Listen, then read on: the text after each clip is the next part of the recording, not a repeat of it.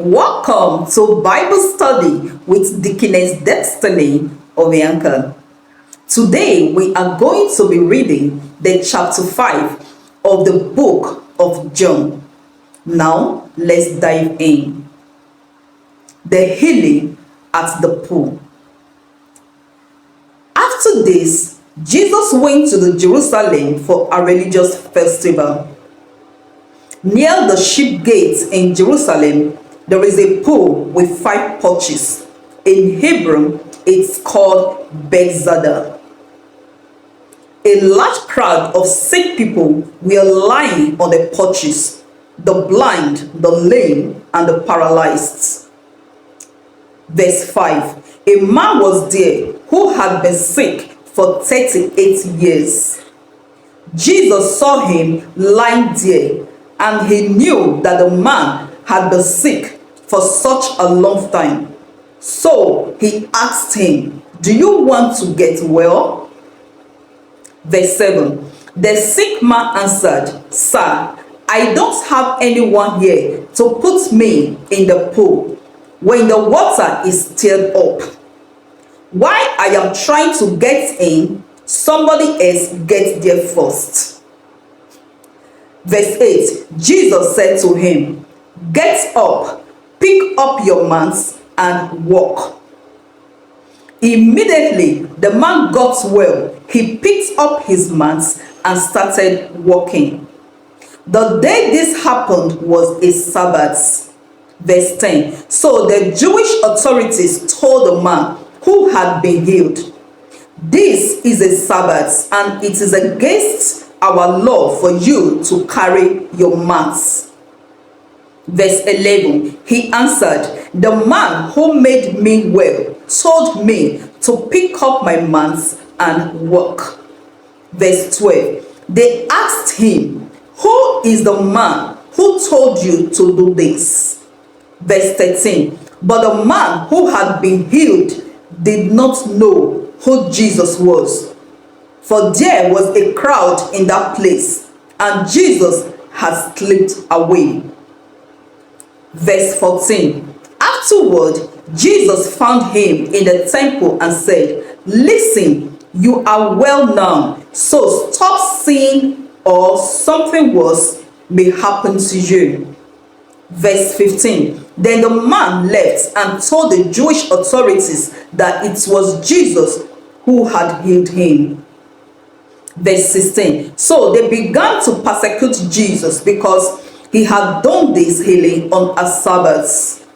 Jesus answered, "My Father is always working, and I too must work."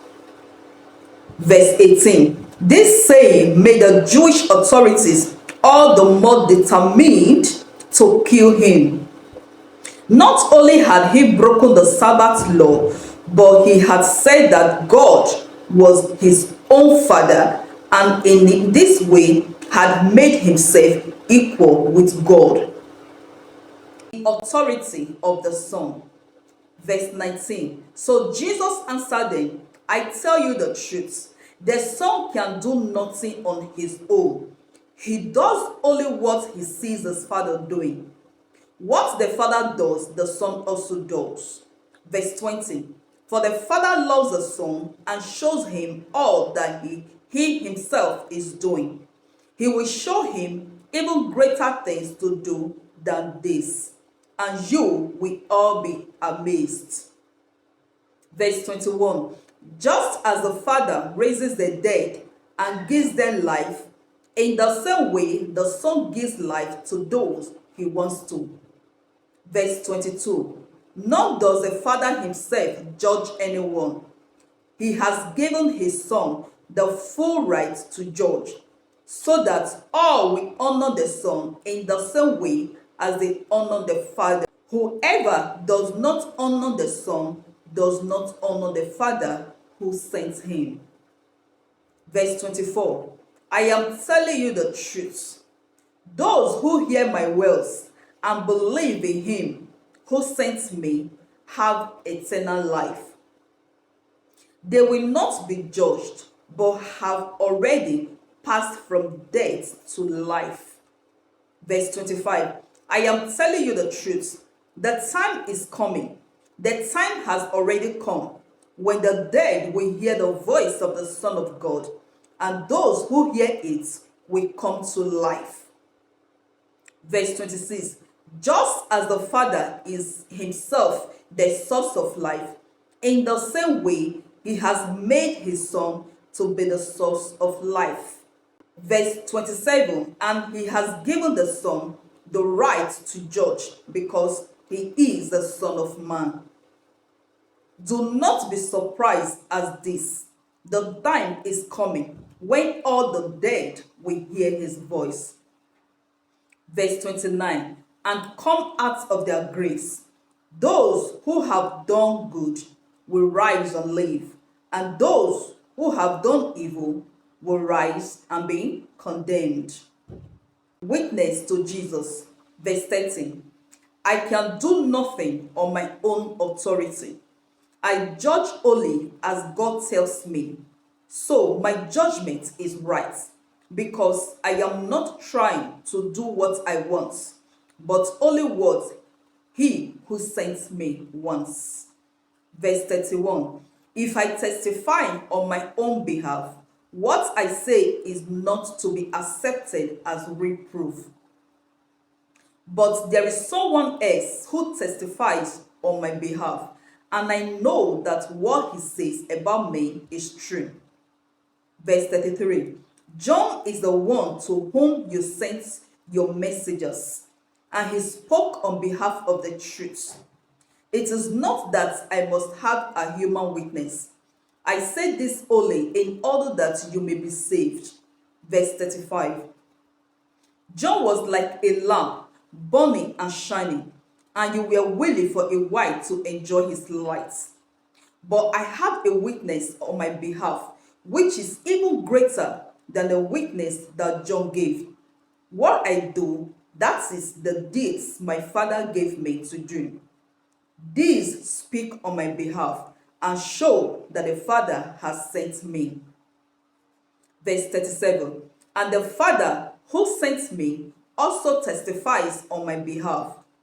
You have never heard his voice or seen his face, and you do not keep his message in your hearts, for you do not believe in the one who sent me.